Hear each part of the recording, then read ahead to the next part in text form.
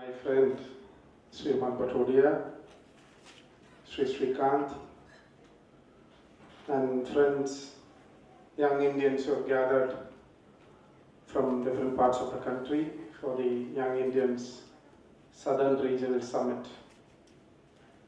I know it's not the right time to give a speech. All of you have plans for the evening.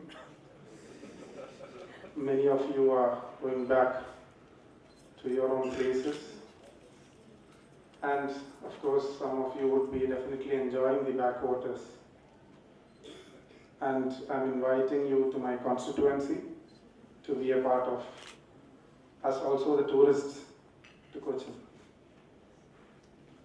I'm very honored and privileged to be a part of this summit, and as Mr. Umang mentioned, I'm also proud to be an honorary member of the Young India. I was quite confused when my friend Mr. Pramod came home a few days back and invited me for this session, because I just went through the list of speakers you've been listening to the last 2 days. And when I came an hour before, I just did a small homework of what happened today. And interestingly, I found out that many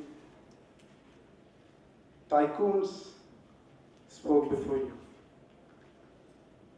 Being a responsible politician also, I wanted to speak on different issues, explain and be a part of the political scenario also, but I don't think this is the right platform to do so.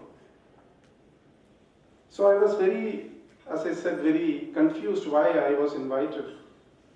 Because there were a lot of speakers, very experienced, talented, as I said, in fact, persons who had different positions in different parts of this country. But I think we are the most unfortunate lot, the politicians, because we have to speak about the Indian Premier League sometimes, and sometimes about the nuclear deal in the television channels at 9 p.m. And I think they are the people who decide what is going to happen in this country every day. So I think democracy has some place where being a part of the democratic system, being a representative of the people, I am also on this platform. I'm proud to be one. I don't know where I'm going to start because I had a different idea in my mind before coming to this platform, but when I went through the last session, I heard dynamic youngsters speaking on different issues. I think my entire concept, maybe as you said, because of being a politician, have changed. But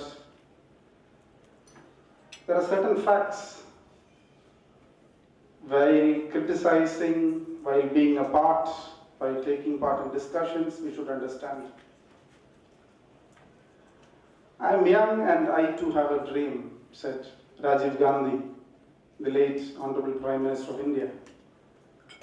Actually, by whose effort, with Sam Petroda, I think all of which gave rise to the telecom revolution in India.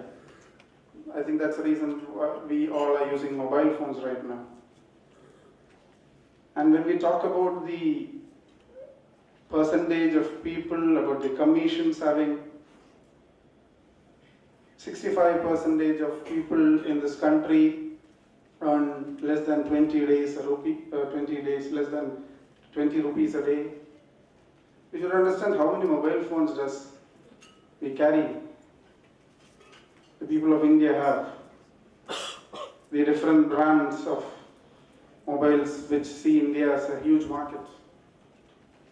We should understand that statistics too. I believe that as a country, after 67 years of independence, India has gone very far. Many laws which have come into existence, the Right to Information Act, when we speak about corruption. The topic we are speaking today is on We Build India on Good Governance. And I don't think any governance is going to happen unless we be a part of it. Participative governance is one of the most vibrant concepts we can introduce.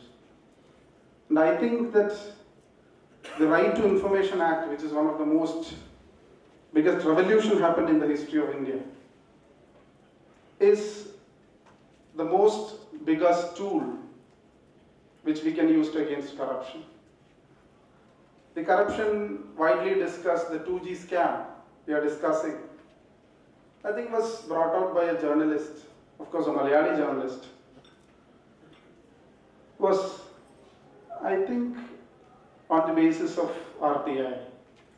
And I think it has a huge role for the common man, right from a panchayat office, from a village office, except the defense. I think everything comes under the Right to Information Act. So I think it's a very powerful tool which can be very widely used for a transparent kind of government or governance. We are a country which passed the Right to Education Act, where free and compulsory education up to the age of 14 should happen in India. It's a right. It's not the government giving us free education. It's a right of every child in this country to get free and compulsory education. That is one of the biggest laws in the whole world, I can say, Right to Education Act. But unfortunately, we can say that Kerala as a state, in the sector of general education, we have come a long way. The matriculation examination called the SSLC examination is considered as one of the biggest examinations in the entire Asia sector. But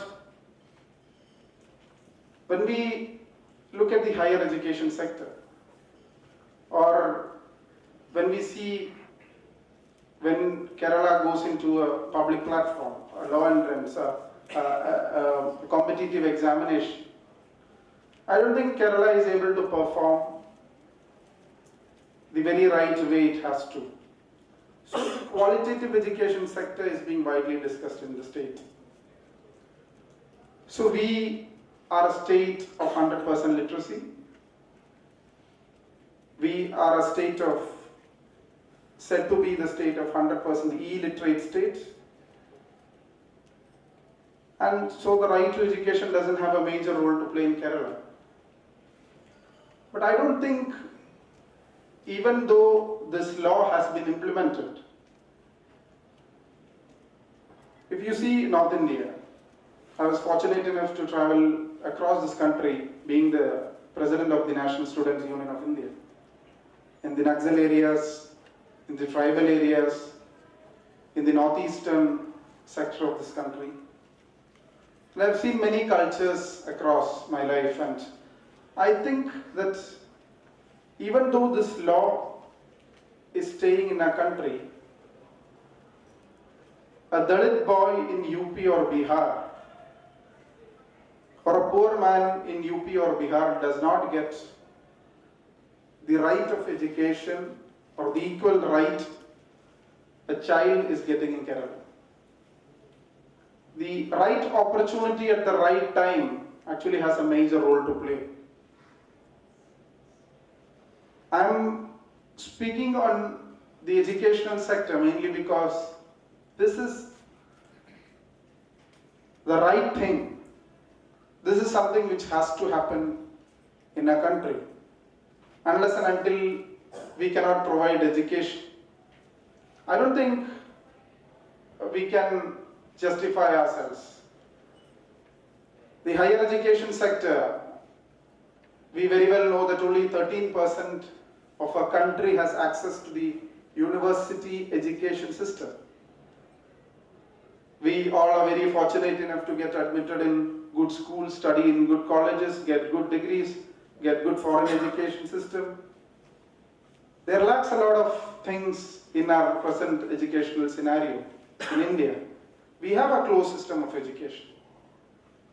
We know when we look at a foreign university, we can see that from the closed circle, we are inside a closed circle. From the closed circle, there are branches to the information technology, to the industry, to the tourism sector, to the management sector, to the business sector, and many other sectors. So a child is getting a lot of practical experience while he's doing his education, but in schools and colleges. Unfortunately, we have not entered into a platform where we get the same.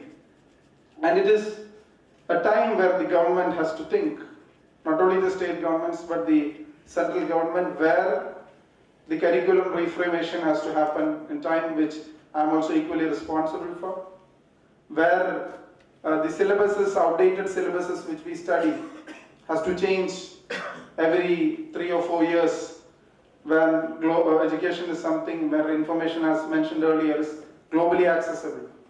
We all are getting a lot of information, and I don't think the teacher-student concept itself has changed in the last many years. The teacher has changed from a usual teacher thing to the facilitator. So I think the entire concept of education in India has to change. Apart from that, there are many things, as mentioned by the earlier speakers. It's not only when you criticize the politicians and ministers and the people in this country, we should very well understand that the system which is prevailing in India, in a democratic country, of course, the elected people, the parliament, the state legislators has a major role to play. But I think that participative governance, as mentioned earlier, the media is giving so much of hype that politicians are corrupt, political scenario is corrupt, government is corrupt, politicians are corrupt.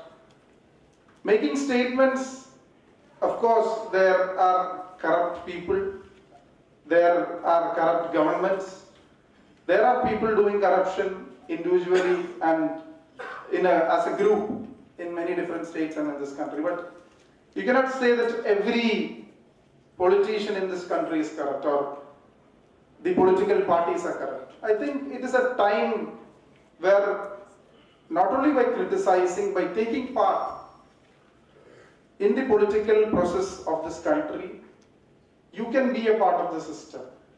I'm inviting the young Indians, many educated, many talented youngsters of this country to be a part of the political process. I'm not joking, it's a very serious invitation from my side. I'm not telling that you should join the XYZ party, but whichever ideology you choose, I think the youngsters can make some sort of change in this country. I was elected by a margin of 32,481, where 98,000 vote was polled. I got elected irrespective of the political ideology I inclined to. I was elected because the people of this constituency thought that youngsters can make some sort of change. And fortunately, they think that youngsters won't be corrupt. So, I think this is a time where not only by criticizing, but taking an involvement. Not only by joining politics, you can do many other things to be a part of the nation building process. The work you do, the sense of social responsibility you have. I'm not talking about the CSR fund you utilize, the company which you represent might be spending crores of rupees every year as a part of the corporate social responsibility, but I'm not talking about that corporate social responsibility. We are living in a society where we are confined to ourselves in our neighborhood. The nuclear family system has entirely disturbed the concept of the social perspectiveness we have. As I said, it's not the money you spend, but it's the involvement you have. Whatever work you do, whichever profession you belong to, if you're a good doctor, if you're a good engineer, if you're a good businessman, you can be a part of the nation building process. As many of the speakers earlier mentioned, you can stop corruption in some way or the other. And it is our involvement, it is the percentage of our involvement which makes a massive difference in the governance and in the local systems we represent. And I strongly believe that an organization like Young Indians can do a lot of things. I went through many of your programs. I was very happy to see that even though you represent different communities from different parts of the state, different business gatherings, you guys can represent in some way or the other, or do something for the society, which we take a lot from the society, and in some way or the other we have to pay back to the society in some way or the other. And I believe that to some extent you're able to do that, and I hope that you can very well do that in future also. 65% of our country's population is below 40. It's told that 51% of our country's population is below 35. And I believe that youngsters can do a lot. When we say about the population of India and China, we very well say that China is far ahead as a developing country, as a developed country. But there are major differences between India and China. The one-child policy of China has massively turned down their youth, human resources, young human minds. And I think that, and speaking about China, there's a major difference between India and China. If China wants to build a dam and they want to evacuate 1 lakh people, they'll do it in a week's time. But I don't think you can do it in India. Sometimes it's the power of democracy. Some people might say that it is the weakness of the democracy, but that's a fact that we are fortunate enough to be a part of the democratical system which prevails in our country. And we have India as a growing nation. I'm not talking about the dollar and rupee issues because I'm not a subject expert. I cannot speak on all the subjects. But we have been hearing a lot about the GDP and issues like that. And I asked a question. We had a discussion last month in Delhi. And I spoke to Mr. P. Chidambaram, the Honorable Finance Minister of our country. I asked a question, why is the GDP rate? We are criticizing the NDA government for the fall of GDP rate, and we have fallen to 5. So he clearly mentioned that GDP rate is not the only standard which decides the growth of a nation. We, as a country, take along all the communities of a country, the backward people, the tribal people, all the sections of people, the poor people, all are taken along. The NREGA program, the National Rural Guarantee Employment Bill, ensures you 100 days of labor, gives you money for that. Many welfare schemes like the Food Security Bill, which is going to be passed in the Parliament, etc., gives you so much of subsidy for the food. And all the welfare schemes, of course, and taking along all the communities in this country, the inclusive growth factor will definitely sometimes in the GDP rate let you fall down. But I don't think that is the only statistics to decide the growth of a country, considering the other countries of the world. I am just diverting my speech. And when I started my speech, I told that this is not the right time for a speech. And you people, especially people from the other states, will definitely think that he is a usual routine politician who grabs the mic and never leaves the mic back. So I don't want to be one. And during my college days, we used to clap hands to stop the speech of the speaker. So I don't want clapping hands here. I'm very happy to be a part of this summit. As I said, once again, thank the young Indians for making me an honorary member of the young Indians. And I'm very fortunate enough to be a part of this gathering. I'm proud to speak to you, and I think that this is a great beginning. We have a long way to go, and as I said, youngsters can do a lot of things in this country, bring a massive change in this country. And I, being a responsible public worker, a people's representative, would definitely be a part of all your good endeavors and would definitely keep up the spirits of this country. Thank you once again, and Jai Hind.